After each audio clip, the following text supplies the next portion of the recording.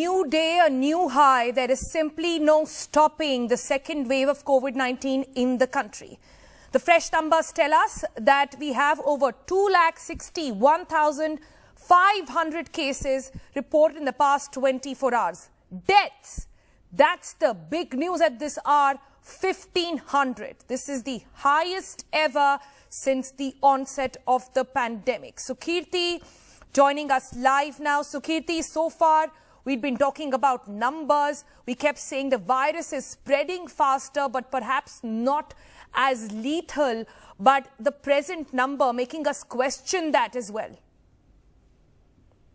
Well, the numbers at this point, the situation on the ground reaching horrifying levels at this point of time, and the numbers, it's just to make sense of it in terms of how they've increased in the last 1 week. If you look at the total COVID cases, it has gone from 1.6 lakh to 2.6 lakh.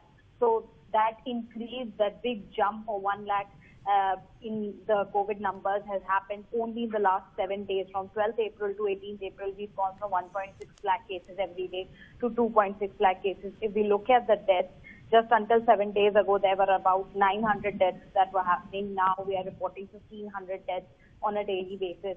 So both in terms of our COVID cases as well as in terms of the daily deaths that we are reporting, the situation very concerning at this point of time. If you look at the top 5 states today that have reported highest numbers, at least 3 of them have reported over 20,000 cases. Maharashtra has 67,000 cases, UP 27,000, Delhi 24,000, Karnataka and Chhattisgarh with 17 and 16,000 respectively. If you look at the COVID deaths, Maharashtra has reported over 400 deaths.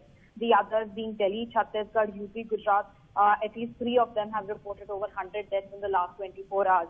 So the situation across major states in India is a big worry at this point of time. And as my colleague Purva was pointing out earlier, it is a tragedy that even at this crucial point of time, there is still politics going on with chief ministers claiming that the prime minister is not available to take their calls about the medical resources that are immediately needed.